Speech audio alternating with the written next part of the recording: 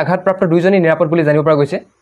এতিয়া প্ৰশ্ন হ'ল গুলীচালনাৰ দৰে কাম কিয় কৰিবলগীয়া হ'ল বা কাৰ উচতনিত এই ঘটনা হ'বলৈ পালে। এই ক্ষেত্ৰত বিভিন্নজনে বিভিন্ন ধৰণৰ মতামত আগবঢ়াইছে। কোনোবাই কৈছে ৰাইজে শিলদলীয়ৰ বাবে তাৰ প্ৰত্যুত্তৰত পুলিচে গুলীচালনা কৰিলে।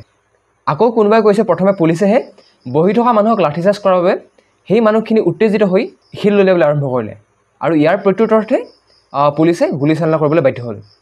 কিন্তু বৰ্তমান ভাইৰেল হৈ থকা কেইটামান ভিডিঅ'ৰ পৰা এইটো পৰীক্ষা কৰিব পৰা গৈছে যে প্ৰথমে পুলিচেই লাঠিচাৰ্জ কৰিছিল।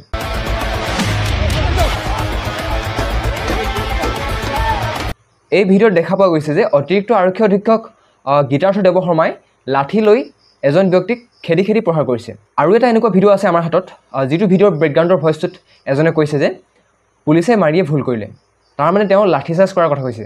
ইয়াৰ পাছতেই আন এজনে কৈছে ফায়াৰিং ষ্টাৰ্ট কৰিব লাগে। সম্ভৱত ইয়াৰ পাছতেই গুলীচালনা আৰম্ভ হৈছে।